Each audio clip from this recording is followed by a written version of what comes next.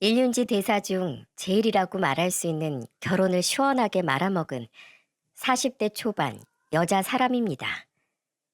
요즘 시대에 이혼이 큰 흠은 아니잖아요.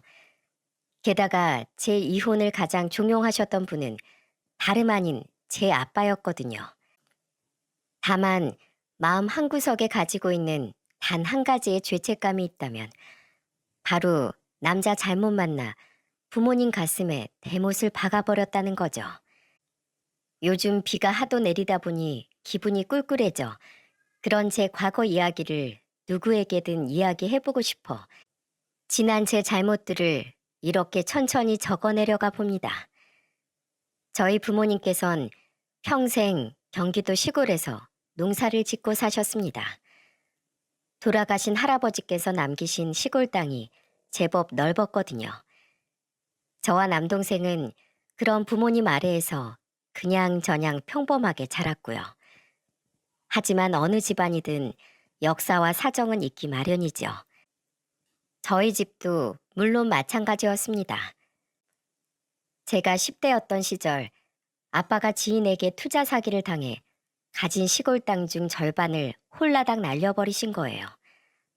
아빠가 아무것도 모르는 순박한 시골 사람이었던 걸 지인이 이용해 돈만 가지고 야반도주를 해버린 거죠. 그날 이후 땅을 치고 후회한 아빠는 남의 가머니설에 속아 넘어가는 일 하나 일절 없이 농사만 묵묵히 지으며 살아가셨어요. 덕분에 인근 땅 주인들이 부동산 업자들의 세치혀에 속아 그 땅들을 헐값에 팔아넘기고 이후 저희 지역 근처에 신도시가 들어서며 팔아넘긴 땅값이 훌쩍 뛰는 모습을 보고 땅을 치는 동안 우리 가족은 남은 땅을 지킬 수 있었어요. 하지만 땅값이 뛴 이후에도 아빠는 그 땅을 팔지 않고 어떠한 건물도 세우지 않으신 채 그저 농사만 묵묵히 지으셨습니다. 눈먼 돈에 욕심을 부리면 가진 것마저 잃고 말 거라는 생각이 아주 확고하게 박혀 있었으니까요. 그렇게 저와 동생은 부모님의 지원 아래 서울에서 대학을 나왔고 동생은 결혼 후에도 쭉 서울에, 저는 결혼 후 경기권 도시에 터를 잡게 되었습니다. 다니던 중소규모의 회사에서 만난 남편은 참 부지런한 사람이었어요.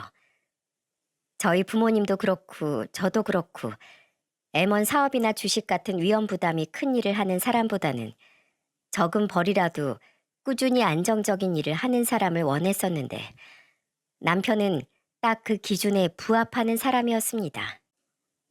남편은 너무 착하지도 너무 약지도 않은 평범한 성격을 가졌어요. 저는 사람이 너무 착하기만 하면 남에게 이용당하기 십상이라는 걸 어린 시절 아빠를 보고 깨달았기 때문에 오히려 그런 남편의 성격이 좋았죠. 저런 사람이 자신의 것, 자신의 가족은 아주 잘 챙기리라고 생각했으니까요. 하지만 결혼하고 보니 남편은 생각보다도 더 남에게 인색한 사람이더군요. 그중 가장 짜증이 났던 부분은 자기 손에 들어온 돈을 다시 내보내기 굉장히 아까워했다는 거였습니다. 아, 집 대출금 이자 내기 싫다. 생돈 뜯기는 기분이야. 그래도 내야지. 나라에서 신혼부부 대상으로 저금리로 빌려준 돈이니까 이 정도 이자는 감수해야지 뭐. 아니, 기왕 도와줄 거면 아예 이자를 없애던가 1%대 아래로 낮출 것이지. 이러니까 요즘 사람들이 결혼을 안 하려고 하는 거야. 우리 같은 직장인 벌이로는 이 정도 이자도 큰 부담이라고. 아우, 아까워. 어떻게 좀 안 낼 방법 없나? 저희는 나름 브랜드 아파트를 신혼부부 대출 혜택을 받고 매매해서 살고 있었어요. 경기도 중에서도 그리 비싸지 않은 지역이라 가능했던 거긴 했지만 어찌됐든 나라에서 도와줬으니 그에 대한 원금과 이자는 내야 했던 거잖아요. 세상에 공짜가 어딨어. 그리고 그렇게 그 돈이 부담됐으면 가진 돈에 맞춰서 저렴한 빌라나 아파트로 들어갔어도 됐잖아. 이미 충분히 서로 상의하고 진행한 일에 매번 그렇게 투덜대는 거 듣기 좀 지친다. 그만해. 아니 뭐 말도 못해? 남들도 다 속으론 나처럼 똑같이 생각해. 남편은 그런 제 말에 입을 삐죽댔죠. 하지만 저런 사소한 투덕거림은 그냥 참고 지나갈 만 했습니다. 어찌됐든 내야 할 돈은 내야 했으니까요. 우리 부부가 자주 다투던 일은 시댁이 관련될 때가 잦았습니다.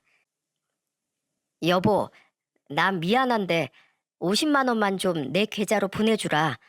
카드값이 좀 모자라서. 왜? 설마 당신 또 나 몰래 도련님 카드값 내준 거야?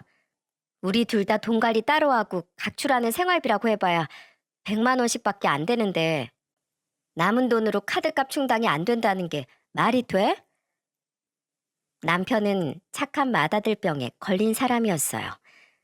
어떤 일이든 끈기 없이 자주 그만두시던 시부와 몸이 약해 자신은 나가서 일을 할 수가 없다던 시모는 어릴 적부터 몸이 약했던 시동생을 훨씬 애지중지하셨다고 해요. 용돈도 반찬도 다 시동생이 먼저였고 남편은 그 다음이었다고요. 아마 물욕이 생긴 것도 하도 동생에게 빼앗기며 살았던 성장 과정이 한몫했었겠죠. 그래서인지 시동생은 대학 졸업 후 돈 한 번 자기 손으로 번 적 없던 놈팡이로 자랐지만 시부모님은 아직도 그런 시동생을 안타까워하며 싸고 돌곤 하셨습니다. 게다가 남편은 어릴 적부터 마지는 일해야 한다고 세뇌를 당해서인지 아니면 돈을 가져다 주면 그때만큼은 환하게 웃어주는 시부모님의 반응 탓인지 계속해서 시댁에서 벗어나지 못하고 종종 물주 노릇을 하더라고요. 아니 뭐 걔가 이번엔 정말로 취업한다고 무슨 교육 프로그램에 참여하기로 했는데 그 교육비가 180만 원이나 된다잖아. 우리 부모님이 그만한 돈을 어떻게 내겠어. 그래서 내가 형된 입장으로 좀 도와줬지. 그럼 내 돈은 막 가져다 써도 되는 거야? 당신 나한테 돈 빌려가고 갚은 적 한 번도 없잖아. 우리 가족이잖아. 그 정도 돈도 정없이 서로 딱딱 나눠서 갚아야 해? 돈 합쳐서 관리하자는 거 자기가 번 돈은 알아서 쓰고 모으고 싶다면서 먼저 선 그은 건 당신이야. 당신은 자기 손에 들어오면 다 자기 돈이라는 그 이기적인 생각 좀 버려. 그래도 저럴 때를 제외하면 각출한 생활비에서 가끔 배달을 시켜 먹기도 하고 외부 데이트를 하기도 하며 잘 지냈습니다. 남편의 단점이야 결혼을 했으니 제 결정에 스스로 책임을 지기 위해서라도 어느 정도는 참고 감안해야 하는 부분이라고 생각했죠. 남편 입장에서도 분명 꼴보기 싫은 저의 단점들이 있겠지만 남편도 남편 나름대로 참고 순응하며 살고 있을 거라고 생각했고요. 그렇게 결혼한 지 5년째 되던 해였습니다. 저는 당시 딸을 출산한 지 2년이 채 되지 않아 일을 쉬고 있었고 남편만 우리가 함께 다니던 회사에 여직 재직하고 있었죠. 어느 날 딸을 재우고 아주 오랜만에 남편과 맥주를 한 캔씩 하고 있는데 남편이 폭탄 선언을 하더군요. 나 회사 그만두려고. 당장은 아니고 사직 서내고 한 달 뒤쯤? 지금 나도 벌이가 없고 애도 이제 막 두들대려는데 당신 일을 그만두면 어떡해? 왜? 어디서 이직 제의라도 왔어? 그리고 이어진 남편의 말은 오랜만에 마시던 맥주가 그대로 제 속에서 다시 올라올 정도로 제 속을 뒤집어 놨습니다. 아니, 당신 진규 알지? 내 대학 동기. 걔가 대기업 다니면서 자기 거래처나 상사들하고 골프를 종종 쳤던 모양이더라고. 그러다 정보를 좀 알게 됐는데 스크린 골프장 사업이 그렇게 쏠쏠하다네. 목 좋고 시설 좀 잘 해놓으면 처음 몇 년만 좀 고생하면 된대. 정말 뒤로 넘어갈 뻔했어요. 사업이라뇨. 그런 일에 관심 없어 보이는 사람이라 믿고 결혼했던 건데 이게 갑자기 무슨 귀신 신나라 까먹는 소리랍니까? 제가 펄쩍 뛰자 남편이 저를 설득하더라고요. 여보, 잘 생각해봐. 당신 말대로 우리 소민이 아직 어린데 앞으로 클수록 돈이 훨씬 더 많이 들 거 아니야. 우리 회사 애 낳은 유부녀가 복직하기 힘든 거 알지? 그렇다고 그런 당신이 다른 데 취직하기가 쉬운 것도 아닐 거고 취업이 된다고 해도 애는 또 어린이집에 맡겨야지. 그럼 어린이집 비용 들지. 나나 당신도 애한테 무슨 일 생기면 회사에서 눈치 봐가며 빠져야 되지. 안 그래? 그러니까 나 믿고 우리 대출 좀 바짝 받아서 이 사업 한번 해보자. 이미 주위에도 많이 알아봤어. 자기 모아놓은 돈 좀 있지? 그거 나한테 투자 좀 해봐. 어? 정말 엄마야 소리가 절로 나오더군요. 하지만 남편은 이미 눈이 뒤집어진 듯 했어요. 저는 몇 날 며칠을 결사반대했지만 남편의 고집을 꺾기가 여간 쉬운 게 아니더군요. 마음 같아선 당장에라도 이혼을 요구하고 싶었지만 아기가 워낙 어렸던 터라 혹시 잘 될지도 모르는 남편의 사업을 내가 싫어한다는 이유만으로 아기에게 아빠를 없애버리는 게 정말 맞는 일인지 판단이 잘 서질 않더군요. 결국 저는 남편에게 차용증을 쓰는 조건으로 제가 야금야금 모아놓은 돈 4천만 원을 남편의 사업에 투자하게 되었습니다. 그렇게 남편은 정말로 한 달 뒤 회사를 그만두었고 제가 투자한 돈과 자신의 퇴직금 그리고 친구의 투자금과 나머지는 은행 대출을 끼고 사업에 뛰어들었죠. 남편은 정말 밤낮 없이 일했어요. 골프부터 배워야겠다며 초반엔 하루 온종일 필드니 스크린 골프장이니 미친 듯이 돌아다녔고 얼마인지 알고 싶지도 않은 비싼 골프채들, 골프복들까지 사재 꼈습니다. 그리고 영업을 뛰어야 한다며 술에 취해 밤늦게 들어오기도 일쑤였죠. 그리고 가끔 술에 취해 집에 들어와 제 앞에서 엉엉 울기도 했습니다. 처음부터 잘 되는 사람들도 주위에 수두룩하던데 왜 나한테만 이렇게 세상이 각박한지 모르겠어. 더 좋은 장비를 들여놓으려니 돈이 부족하고 싸게 좀 들여놓으려니 그러면 손님이 떨어진다고 하고 홍보해주겠다는 놈들은 죄다 돈 타령이고 사는 게 왜 이렇게 어렵나 몰라, 여보. 저는 씻지도 못하고 뻗은 남편의 양말을 벗겨주며 한숨을 쉬었습니다. 정말로 사업이 잘 되고 있긴 한 건지 어디서 돈만 쓰고 헛짓거리를 하고 다니는 건 아닌지 걱정이 되었죠. 그러다 보니 남편 사업에 근황을 묻는 친정엄마의 물음에 저도 모르게 계속 한숨을 쉬게 되더군요. 웬 한숨이야? 그냥 나도 잘 모르겠어. 자꾸 잘 되고 있냐고 꼬치꼬치 묻기도 좀 그렇고 그래도 나름대로 열심히 하고 있는 것 같으니까 믿어볼 수밖에. 아, 이미 벌어진 일인데 어쩌겠어. 시간이 좀 지나면 자리 잡고 안정되겠지 뭐. 저는 엄마가 걱정을 할까 대충 둘러댔습니다. 그러던 어느 날이었어요. 여보, 나 왔어. 맨날 밤늦게 풀이 죽어 들어오던 모습과는 다르게 그날따라 남편의 얼굴이 아주 싱글벙글이더군요. 왜인지 물어보니 누군가가 남편의 사업에 투자를 했다는 거예요. 그날 받았다는 투자 이후 정말로 막힌 운수라도 뚫렸던 건지 남편의 사업은 점점 잘 풀리기 시작했습니다. 아, 힘들다. 여보, 오늘 저녁 뭐야? 어? 김치찌개 끓였어. 당신 돼지고기 푹 익힌 김치찌개 좋아하잖아. 뭐? 김치찌개? 그게 다야? 고생한 남편을 위해서 소고기도 좀 굽고 구첩반상 정도는 차려놔야지. 맨날 집에서 노는 사람이 그것도 못해나? 하지만 남편의 사업이 잘 되자 남편은 점점 거만하게 변해가기 시작했습니다. 저를 사모님으로 만들어주겠다더니 언제부턴가 저를 아주 집에서 자기 돈으로 놀고 먹는 사람 취급을 하더라고요. 저는 기가 차서 소리쳤죠. 내가 집에서 놀아? 그럼 우리 소민이는 자기가 알아서 밥 챙겨 먹고 혼자 쑥쑥 자라고 있는 거야? 하루 종일 집안일에 육아에 나도 정신없는 와중에도 당신 밥은 어떻게든 매일 새 밥으로 차려주려고 노력하고 있는데 어쩜 말을 그렇게 할 수가 있어? 당신은 주말에 쉬는 날이라도 있지. 집안일하고 육아는 주말도 없고 퇴근도 없어. 알아? 그러니까 다른 여자들은 맞벌이 하면서도 애도 보고 살림도 하고 남편 밥도 차려주는데 당신은 내 덕분에 육아랑 집안일만 하는 거잖아. 내 말이 뭐 틀려? 틀려. 돈을 얼마나 버는지 몰라도 나한테 꼴랑 생활비 250 주면서 그 돈으로 대출 이자에 공과금에 보험료까지 다 내라며. 그럼 남는 돈도 얼마 안 되는데 내가 돈 적게 준다고 뭐라고 한 적 있어?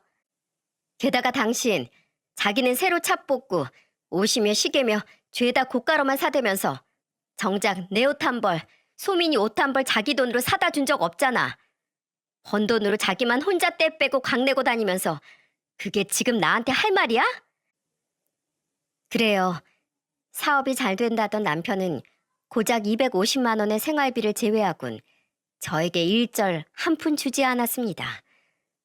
물론 사업을 하다 보면 처음엔 수익이 많이 남지 않을 수도 있고 들어가는 돈도 많을 테니 이해하려고 했어요. 그런데 저게 저렇게 제게 떵떵거릴 정도의 금액은 아니지 않나요? 누가 보면 월 1,000만 원은 가져다 주면서 생색내는 줄 알겠더라고요. 물론 그만큼을 벌어다 준다고 해도 저렇게 행동해서는 안 될 일이지만은요. 하지만 남편은 도리어 적반하장이더라고요. 평생 남의 돈이나 쥐꼬리만큼 받아먹던 사람이 사업에 대해 뭘 알아? 돈이 얼마나 드는지, 사람들 만나고 다니려면 품위 유지는 어느 정도 공을 들여 해야 하는지 말이야. 그리고 정 안 입고 오면 당신이 나가서 돈 벌던가 나만큼 벌어올 수 있어? 어? 서러워서 눈물이 났습니다. 이기적이긴 해도 가족을 등한시하는 못된 사람은 아니라고 생각했는데 자기 알 낳아 기르고 있는 사람한테 어쩜 저렇게 못되게 할 수 있단 말입니까? 저는 그런 남편을 참지 못하겠더군요. 제가 아이를 친정에든 어린이집에든 맡기고 일을 다녔으면 다녔지 저런 취급을 왜 받으면서 살아야 하나요? 그래, 나 정 안 입고 와서 내가 나가서 돈 벌어야 되겠어. 미운해. 내가 청과 양육비랑 위자료 제외하고 당신 번 돈 다 당신 마음대로 쓰고 살아. 그럼 서로 빈정상하게 이렇게 싸울 일도 없잖아? 아, 그리고 당신 나한테 차용증 썼던 거 기억하지? 그 돈 갚아. 안 갚는다고 뻗대면 나 그것도 소송 걸어서 몇 년이 걸려도 악착같이 다 받아낼 거야. 제가 비웃음을 흘리며 말하자 남편은 누나를 대굴대굴 굴리기 시작하더군요.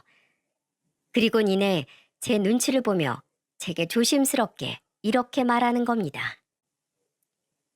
에이, 여보, 내가 미안해. 부부가 싸우다 보면 이런저런 말이 나올 수도 있는 거지. 에이, 뭐 이런 거 가지고 그래. 내가 실언했어. 당신도 진심 아니지? 어? 여보, 토 나올 것 같으니까 하지 마. 난 진심이야.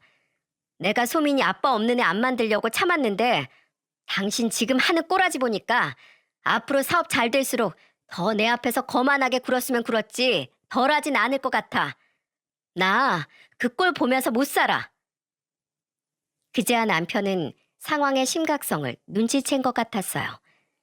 그리곤 이내 제게 무릎을 꿇고 싹싹 빌기 시작했습니다. 여보, 내가 미안해. 잘못했어. 이혼이라니. 나 당신이랑 소민이 없으면 못 살아. 내가 잠깐 큰돈 만졌더니 눈이 횟가닥했었나 봐. 여보, 나 다신 이런 짓 안 할게. 그래, 생활비도 내가 50만 원 더 올려줄게. 그리고 앞으로는 절대 반찬 투정 같은 거 안 할게. 우리 주말에 소민이랑 같이 백화점에 쇼핑하러 갈까? 우리 오랜만에 셋이 나들이 가자. 어? 여보, 미안해. 제발 그 이혼하자는 소린 하지 마. 기어이 남편은 제게 눈물까지 보이더군요. 그 모습을 보는데 한숨이 푹 쉬어졌어요. 아니, 저렇게 금세 꼬리를 내릴 거면서 무슨 깡으로 제게 큰 소리를 쳤답니까? 게다가 꼴랑 올려준다는 생활비가 그 와중에도 100만 원도 아닌 50만 원이랍니다. 사람 참 쪼잔하죠? 진짜 자기가 잘못해놓고 불쌍한 척하는 건 또 수준급이지. 됐고, 나도 조건이 있어. 첫째, 앞으로 2번 다시 내 앞에서 돈 가지고 유세 부리지 마. 둘째, 생활비 50 말고 100 더 올려. 하나라도 어기신 그땐 정말 당장 이혼이야. 결국 남편은 잔뜩 울상을 지은 채 제 말에 알았다고 대답을 했습니다. 이후 남편은 정말로 전과는 달라졌어요. 눈에 띄게 자상해지거나 가정적이 된 건 아니지만 제가 말한 부분은 확실히 지켰죠. 그렇게 결혼한 지 10년, 남편의 사업이 시작한 지 5년 뒤의 어느 날 사건이 터지고 말았습니다. 여보, 이번 어버이날엔 우리 친정에 갈 거지? 당시 남편은 바쁘다는 핑계로 친정에 가는 일을 자꾸만 미뤘어요. 시댁에는 저 없이도 꼬박꼬박 2주에 한 번은 들리면서 말이에요. 그래도 부모님은 사위라고 근황이 궁금한지 한 번씩 제게 전화로 물어보시더라고요. 네, 아빠. 그래, 우리 딸. 잘 지내고 있어? 정서방 사업은 뭐 별일 없고? 별일은요. 너무 바쁜 게 별일이라면 별일이죠. 아빤 잘 지내시죠? 음, 요새 왜 이렇게 땅 팔라는 사람이 많은지 모르겠다. 아주 쳐내느라 귀찮아 죽겠어. 이제 엄마 아빠 연세도 거의 70이 다 되셨는데 땅 팔고 이제 그 돈으로 2분이서 여행도 다니고 하세요. 평생 일하느라 고생하셨잖아요. 내가 알아서 하마. 아무튼 정서방 한 번씩 연락도 하고 하라 그래. 아무리 처갓집이라도 이렇게 대면대면 하면 쓰나. 알았지? 생전 잘 찾아뵙지도 않고 시댁만 신경 쓰는 사위 뭐가 예쁘다고 그러시는지 속상하더군요. 저도 뭐 맏아들 돈 빼가기만 하는 시댁의 이골이나 명절이나 가족 행사 자리가 아니면 참석한 지 꽤 됐으니 딱히 할 말은 없었지만은요. 그리고 그해 어버이날이 되었습니다. 그래도 매년 어버이날엔 양가 부모님 댁에 찾아뵙고 용돈이라도 챙겨드렸으니 저는 이번에도 양가 부모님께 돈 50만 원씩은 남편이 드리겠지 했어요. 가족 행사에 나가는 돈은 남편이 다 지출을 했었거든요. 저 몰래 한 번씩 시댁에만 돈을 퍼다 주는 게 좀 민망했는지 어버이날만큼은 양가에 똑같이 챙겨주더라고요. 그런데 시댁으로 향하는 길이 뭔가 이상한 겁니다. 저는 운전을 하는 남편에게 물었어요. 어디로 가? 시댁 가는 길 이 길 아니잖아. 어, 이번에 이사하셨어. 뭐? 언제? 근데 왜 나한테 말을 안 했어? 알아봐야 괜히 가서 뭐라도 도와야 하나. 당신 고민만 될까 싶어서 말 안 했어. 무직인 시동생과 시부모님들이 무슨 돈이 있어서 이사를 했을까 싶었지만 이내 뭐 능력이 있으니 갔겠거니 싶었어요.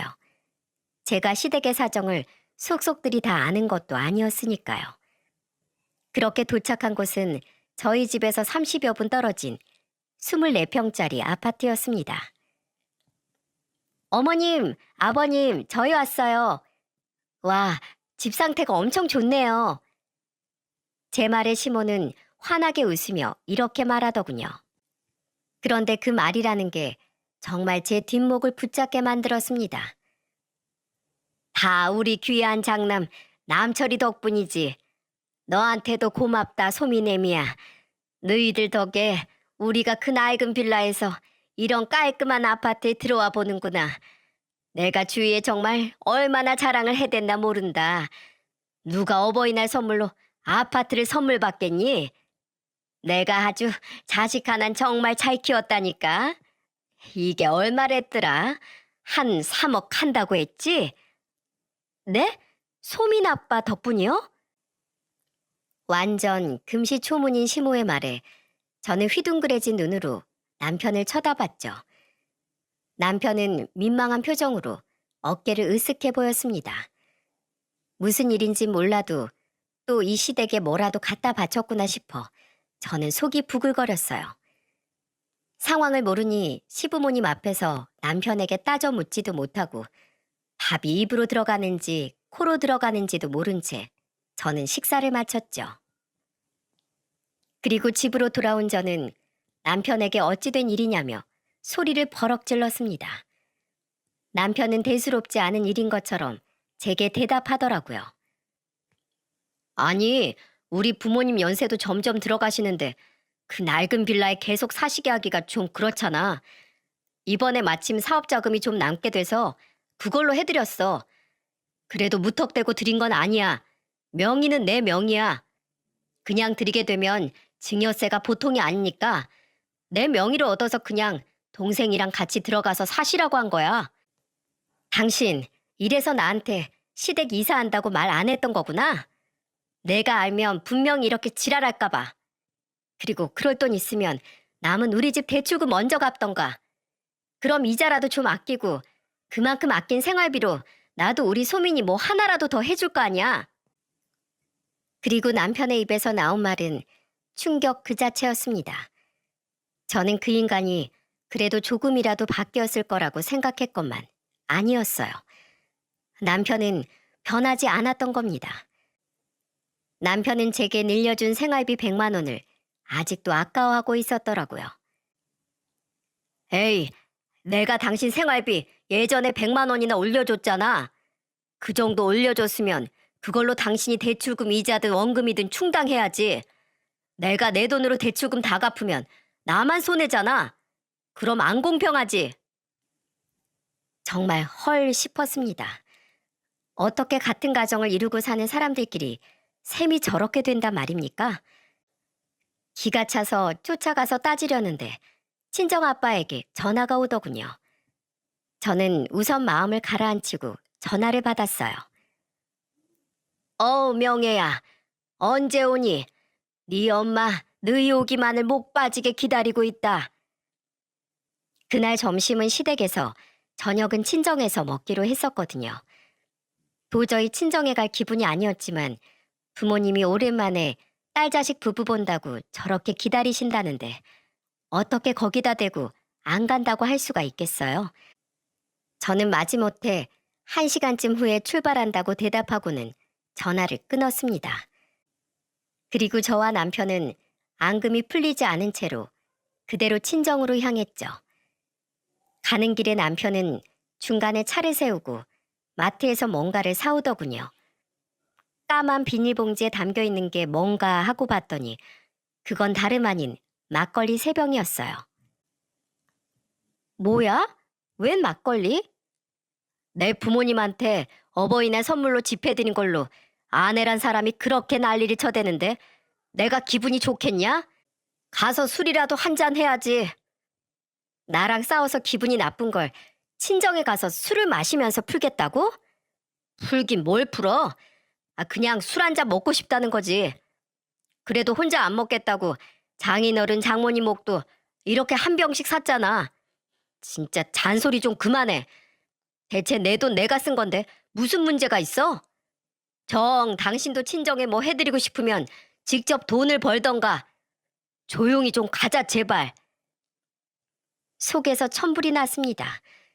그래도 이미 친정에 거의 다 도착했던지라 저는 참을 인을 가슴속에 몇 번이고 새기며 친정 현관문을 열고 들어갔죠.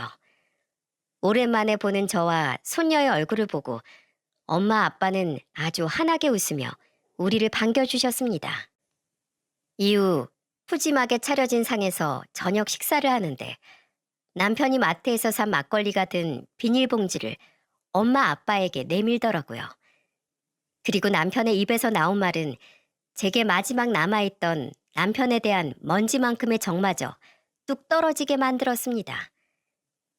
장인어른, 장모님, 이거 오는 길에 샀어요. 어버이날 선물입니다. 분명 자기가 먹으려고 샀다더니 이게 무슨 말 같지도 않은 말이란 말입니까? 저는 놀란 눈으로 남편을 쳐다보았지만 남편은 제 쪽으로 눈길도 주지 않더군요. 이번엔 큰돈 나갈 일이 있어 용돈 준비를 못했어요. 그래도 죄송한 마음으로 장인어른 장모님께 술이라도 한 잔 따라드리고 싶어 이렇게 막걸리를 사왔습니다. 두 분 소주보다 막걸리를 더 좋아하시잖아요. 그렇죠? 남편은 끝까지 주머니든 어디에서든 용돈이 든 봉투를 꺼내지 않았습니다. 분명 집에서 용돈이 든 봉투를 본 것 같은데요. 저와 싸웠다고 분풀이로 용돈을 드리지 않는 게 틀림없었죠. 제가 너무 화가 나 얼굴이 시뻘개지고 있는데 아빠가 말씀하시더군요. 그래, 그럴 수 있지. 자, 어디 한 잔 따라 보게. 아빠는 남편에게 컵을 내미셨고 남편은 막걸리를 따 아빠의 잔에 콸콸 따르더군요. 그리고 자기 잔도 아빠에게 내밀었지만 아빠는 남편의 잔은 못 본 척 하시고는 자신의 컵에 담긴 막걸리를 시원하게 원샷 하셨습니다. 남편은 머쓱하게 빈잔을 자기 앞에 다시 내려놓았죠. 그리고 아빠는 그런 남편에게 의외의 말씀을 하셨어요. 캬, 술맛 좋구먼. 그래, 자네. 마침내 오늘 할 말이 있었네. 자네 몇 달 전에 나한테 땅 팔아서 투자 좀 해달라고 했지? 지방 어디 시골 부지에 개발될 골프장 사업에 들어가게 됐다며. 그거 아직도 필요한가? 생전 처음 듣는 말이었어요. 그러고 보니 이번에 운영하던 스크린 골프장 말고 다른 사업도 하게 될 것 같다더니 그 말인 것 같더군요. 그런데 그 돈을 저희 친정집 땅을 팔아서 투자해달라고 했다뇨. 놀란 눈으로 아빠를 바라보는데 아빠는 제게 눈을 찡긋하시곤 계속해서 말씀을 하셨어요. 남편은 갑자기 눈을 반짝이며 자세를 무릎 꿇고 고쳐 앉더군요. 네, 장인어른. 안 그래도 계속 투자자들을 모으고 있었어요. 그거 투자만 해주시면 5년 안에 최소 투자금의 30% 이상 수익을 보실 수 있을 거예요. 정말로 투자해 주실 건가요? 얼마나요? 나도 슬슬 땅 여기저기서 팔라는 권유가 지겨워서 말이야. 이참에 확 팔아버리고 겸사겸사 사위 사업에 투자해보면 좋을 것 같아서 말이지. 내가 땅 팔리면 자네한테 3억 5천 투자해 주겠네. 땅값이 계속 올라서 지금 이것도 손해인 것 같긴 하네만 나도 애들 말 맞다나 더 늙기 전에 애들 엄마랑 여유롭게 여생을 보내는 게 나을 것 같아. 3억 5천이요? 감사합니다, 장인어른. 감사합니다. 아빠. 저는 다급히 아빠를 말렸지만 아빠는 가만히 있으라는 듯 제게 손을 내저으시더군요. 그리고는 엄한 표정으로 남편에게 말씀하셨죠. 다만 조건이 있네. 자네, 내가 5년 전 자네한테 투자해준 1억 기억하나? 그거 돌려준다면 내가 방금 말한 돈 투자해줌세. 우리도 자네 사업 안정돼서 수익이 나올 때까지 먹고 놀 돈은 있어야 하질 않나. 농사도 그만두는 마당에 말이야. 남편은 잠시 머릿속으로 셈을 해보는 것 같더니 아빠의 마음이 변할까 무서웠는지 잽싸게 알았다고 대답하더군요. 그렇게 이야기가 정리되는 것 같자 남편은 갚을 돈을 마련하려면 빨리 움직여야 할 것 같다며 잽싸게 친정을 나섰습니다. 여보, 당신은 소민이랑 천천히 와. 장인어른, 오늘 하신 말씀 절대 물으시기 없깁니다. 아셨죠? 꼭이요. 그렇게 남편이 후다닥 떠나자 저는 화난 표정으로 아빠를 바라봤습니다. 남편이 나가자 그새 아빠의 표정은 무섭도록 굳었더군요. 그리고 아빠 입에서 나온 말은 충격 그 자체였습니다. 명예 너, 지금 얼른 집에 가서 짐 싸라. 네? 짐이요? 그게 무슨... 아니 그것보다 아빠, 저 사람한테 5년 전에 돈을 빌려주셨어요? 왜 그런 말을 저한테 안 하셨어요? 게다가 지금 또 저 사람한테 투자를 하시겠다뇨. 하지 마세요. 저 안 그래도 오늘 저 사람한테 5만 정 다 떨어져서 이혼하자고 할 참이에요. 얼른 전화해서 투자 없던 일로 만드시라고요. 이혼할 거냐? 잘 됐다. 마침 내가 너 이혼하라고 말할 참이었다. 그놈 눈치채기 전에 얼른 소민이랑 네 짐 간단히 싸서 친정으로 들어와. 난 그놈한테 더 투자해줄 생각도 그놈을 더 이상 사위로 여길 마음도 없다. 아빠는 그동안 있었던 일을 제게 쭉 나열해 주셨습니다. 듣고 보니 제가 모르고 있던 일들이 굉장히 많았더라고요. 남편은 이번뿐만이 아닌 5년 전에도 아빠를 찾아와 투자를 해달라는 부탁을 했었다고 합니다. 제 돈 4천만 원으로 모자라서 그것도 저와 상의도 없이 말이에요.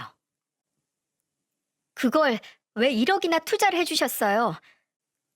아빠 이제 투자라면 아주 치를 떠셨잖아요. 그래, 그랬지. 그래서 그땐 거절을 했는데 글쎄 네 엄마가 너랑 통화를 하더니 표정이 계속 어두운 게 아니냐. 그래서 물었더니 정서방 사업이 돈이 모자라서 안 풀리는 것 같다고 말하더구나. 그래서 내가 그냥 그 돈 없어진 셈 치고 투자해줬다. 너랑 그때 당시 아기였던 우리 손녀를 생각해서 말이야. 그놈이 고맙다고 대출금 다 갚고 순수익 나기만 하면 내 돈 제일 먼저 갚아주겠다고 약속하더구나. 그런데 갚기는 개뿔. 언제부턴가 아예 내 연락도 피하더라고. 난 그냥 사업이 잘 되는지 궁금해서 연락했을 뿐인데 입장 바꿔서 생각해보면 빚독촉하는 연락처럼 느껴질 수도 있을 것 같아. 그 뒤엔 널 통해서만 정서방 안부를 물은 거다. 저는 이혼하지 말자고 빌던 5년 전 남편의 모습이 떠올랐어요. 이제 알겠더군요. 남편은 저와 이혼을 하면 아빠와 더 이상 가족이 아니게 되니 그 돈을 갚아야 할까봐 안절부절 못했던 거였다는 걸요. 게다가 남편은 염치도 없이 아예 골프장 개발에 뛰어들겠다며 아빠에게 땅을 팔아 투자를 조금 더 해줄 수 없냐고 부탁을 해왔답니다. 그런데 약속된 수익금은 고사하고 원금조차 갚을 생각을 안 하는 사람에게 아무리 사위라고 한들 아빠가 턱 내줄 이유가 없죠. 그런데 그놈이 겉보기엔 번지르르해 보여도 집 대출금이니 생활비니 애까지 키우면서 다른 사업에 도전하려고 하니 당장 수중에 돈이 없었다며 눈물까지 보이더구나. 그래서 내가 쎄해서 사람 좀 써서 알아봤다. 정서방 사업이 정말 그놈 말대로 잘 되고 있는데 다른 사업 때문에 자금이 모자란 건지 아니면 장인도 날길 우습게 하는 건지 알아보려고 말이다. 그런데 글쎄 이놈 아주 남의 돈 알길 우습다 못해 장난처럼 생각하는 놈이더구나. 아빠가 알아본 정보는 정말 충격적이더군요. 작게 시작한 사업으로 돈을 좀 만져보자 이게 정말 돈이 되겠다 싶었던지 남편과 그 동업자 친구는 아주 못된 계략을 세운 겁니다. 실제로 그 골프장 개발건에 참여하게 된 건 맞지만 새로 오픈하는 골프장 사업에 참여하려는 각종 업체들에게 뒷돈을 받았고 또한 자신에게 투자하면 골프장 회원권 분양 사업에 관한 지분을 나눠주겠다며 억대의 돈을 받아 챙겼답니다. 실제로는 회원권 분양 사업 관련해 아무런 힘도 없었으면서 말이죠. 이미 투자를 받았으니 나중에 일이 잘 되지 않았다며 오리발을 내밀 작정이었다고 하네요. 게다가 무리하게 골프장 개발건에 참여하려 여기저기에 뒷돈을 댔던 모양인데 그 돈을 사기친 투자 금액들과 스크린 골프장을 담보로 받은 대출금을 더해 충당했더랍니다. 정말 기가 차죠? 그래서 이놈은 정말 재활용도 안 될 놈이겠구나 싶었는데 이놈을 당장 어떻게 하자니 너랑 소민이 걱정이 되더구나. 그런데 며칠 전 사부인한테 글쎄 전화가 온 거야. 들어보니 정서방 그놈이 나한텐 돈이 없다면서 그 집엔 3억짜리 집을 해줬다는 거 아니냐. 사부인이 그걸 아주 자랑을 하더라고. 그 얘기를 듣는 순간 확신이 들었다. 우리 집이랑 사돈댁을 대하는 그놈 태도 차이를 보아하니 그놈이 절대 너를 아껴주고 있지 않을 거라는 생각이 들었어. 그래서 널 위한 일은 무조건 이혼이라는 답이 나오더구나. 그래도 오늘 너한테 의견을 한번 물어보려고 했는데 막걸리 3병 덜렁 들고 어버이날이랍시고 온 그놈 행동과 놀란 네 표정을 보니 내 묻지 않아도 알겠더라고. 아빠의 말을 듣는데 눈물이 쏟아졌어요. 저는 옆에서 어리둥절하다 저를 따라 울기 시작한 소민이를 껴안으며 펑펑 울어댔고 엄마 아빠는 그런 저를 또 부둥켜 안고 눈물을 흘리셨습니다. 죄송해요, 아빠. 미안해, 엄마. 나름 그래도 잘해보려고 어떻게 버텨왔는데 나도 더 이상은 그 사람이랑 못 살겠어요. 이후 저는 아빠의 차를 타고 집으로 가 빠르게 짐을 싸서 친정으로 돌아왔습니다. 남편은 제게 왜 짐이 없냐며 전화를 했고 저는 남편에게 당분간 친정에서 지내겠다고 말을 했어요. 당장 이혼하자고 하면 그놈이 아빠의 돈을 돌려주지 않을까 봐서요. 며칠 후 남편은 아빠에게 돈을 고스란히 입금했고 신이 나서 전화가 왔습니다. 장인어른, 돈 입금했습니다. 아, 확인하셨어요? 그럼 땅 매수는 언제 하실 거예요? 저 장인어른만 기다리고 있습니다. 아빠는 거기에다 대고 싸늘하게 한마디 하곤 전화를 끊으셨죠. 투자는 없네. 예? 장인어른, 갑자기 그게 무슨 투자한다고 하셔서 제가 어렵게 돈 만들어서 보내드린 건데 이제 와서 그러시면 어떡해요? 왜? 내 돈이라 내 맘대로 하겠다는데 무슨 문제 있나? 억울하면 자네가 번 돈으로 메꾸면 되잖나. 아빠는 남편이 제게 했다던 말을 마음에 담아두셨는지 제가 들은 말을 그대로 그놈에게 다시 들려주곤 전화를 끊으셨어요. 남편은 그 이후로 제게 줄기차게 전화를 해댔고 저 또한 그런 남편의 전화를 받아 이혼을 통보했죠. 여보, 장인어른 대체 저게 무슨 말이야? 지금 사람 놀려? 사업이 무슨 장난이야? 투자를 한 데다가 돈만 받고 입을 싹 닫아버리면 어쩌자는 거야? 너야말로 다른 사람 돈이 장난이니? 네 돈만 귀하고 다른 사람 돈은 아주 우습지? 야, 수익금 챙겨준다면서 투자금만 받고 입 싹 닫아버리는 건 네 종특 아니냐? 내로남불도 유분수지. 됐고 모자란 투자금은 네 돈으로 메꾸던지 시댁 이사시킨 집을 팔던지 알아서 해. 그리고 이혼소송 걸 거니까 그렇게 알아. 만나서 더러웠고 법정 아니면 다시 보지 말자. 너는 내 인생 최악의 오점이야. 이후 저는 그놈을 사기죄로 신고해버렸습니다. 아빠가 알아봤던 정보들을 전부 증거로 제출해서 말이죠. 그리고 사기죄로 신고한 내용을 토대로 이혼 소송 또한 걸어버렸죠. 제가 그놈에게 빌려줬던 돈에 대한 차용증과 여태 받은 생활비에서 각종 대출금 원금과 이자, 공과금, 보험료, 아이를 키우는 데 드는 돈 모두를 충당한 증거를 모조리 토대로 말이에요. 남편은 사기죄 재질이 매우 나쁘고 채무를 변제할 능력도 부실하다는 판사의 의견까지 더해져 징역 3년 5개월형을 받았습니다. 그리고 남편의 동업자 친구 또한 징역 2년형을 받았지요. 남편이 그놈보다 구형이 더 무거웠던 이유가 뭔 줄 아세요? 글쎄, 이 돈에 환장한 놈이 같이 사기를 치던 그 동업자 친구의 돈까지 먹고 토해내지 않았던 게 있었답니다. 아주 똥 묻은 개 옆에 똥 묻은 개가 붙어있던 꼴이네요. 남편에게 사기를 당한 걸 알게 된 투자자들은 벌떼같이 몰려들었고 결국 시댁이 잠시 들어가 살았던 그 집을 팔아 그 빚 중 일부를 갚았다고 하네요. 시댁 식구들이야 뭐 어디 월세든 단칸방이든 집을 구해 들어갔겠죠. 거기까진 알고 싶지도 않아 알아보려 하지도 않았답니다.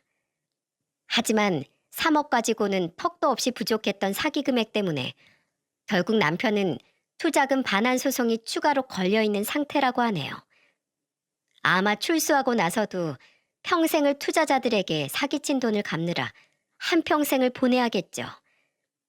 그리고 저는 투자한 4천만 원의 돈과 앞으로의 양육비, 그리고 아이를 범죄자의 자식으로 만들었다는 부분을 강력하게 항의해 위자료까지 합해 남편과 살던 그 집을 받아내게 되었습니다. 사실 그마저도 부족하다고 생각했지만 출소한 이후의 남편과 더 이상 엮이고 싶지 않았기에 최대한 깔끔하게 끝내고 싶었어요. 저는 그 집이 제 명의가 되자마자 팔아버렸고 남은 대출금을 받은 후 딸아이와 함께 방 2칸짜리 아파트로 이사를 했습니다. 혹시 그놈이 찾아올까 싶기도 했고 그놈과 함께 살던 그 집엔 더 이상 남아있고 싶지 않았거든요. 그렇게 시간이 벌써 2년이 흘렀습니다. 제 아이는 벌써 초등학교 2학년이 되었고 저는 다행히 작년 겨울에 작은 회사에 취업이 되었어요. 한 달에 한 번은 딸아이를 데리고 친정에 가서 저녁을 먹고 오는데 저번 주에 갔던 친정에서 아빠가 이런 말을 하시더군요. 딸, 그래도 이 아빠가 예전에 투자 사기를 당했기 때문에 이런 예리한 촉이 생긴 거야. 몰래 그놈에 대해 알아본 내가 아니었어 봐. 너 아주 큰일 날 뻔했다고. 이 아빠밖에 없지? 아휴, 그걸 지금 말이라고 하오? 언제 철이 들래요? 네? 엄마는 그 말을 듣고 기함을 하시군 아빠 등짝을 때리셨죠. 저야 뭐 그런 놈 내 짝이라고 내 스스로 골랐었는데 입이 10개라도 할 말이 있었겠습니까? 그저 엄마 옆에서 민망하게 허허하고 웃어 보였죠. 여기까지가 제가 부모님 가슴에 대못을 박은 사건이었어요. 참 철없는 불효녀였죠. 저도 잘 알고 있어요. 그래도 이런 못난 딸이지만 웃으며 괜찮다고 안아주시는 부모님 덕에 지금 전 이렇게 웃으며 다시 살아갈 수 있습니다. 언젠가는 저도 부모님처럼 제 딸에게 이렇게 든든한 부모가 될 수 있을까요? 그러기 위해선 한 살이라도 젊은 지금 열심히 벌고 또 열심히 살아야겠죠. 예쁜 제 딸을 위해서라도요. 제 이야기가 아직 결혼을 하지 않은 분들에겐 아주 조금의 도움이라도 되었으면 좋겠습니다.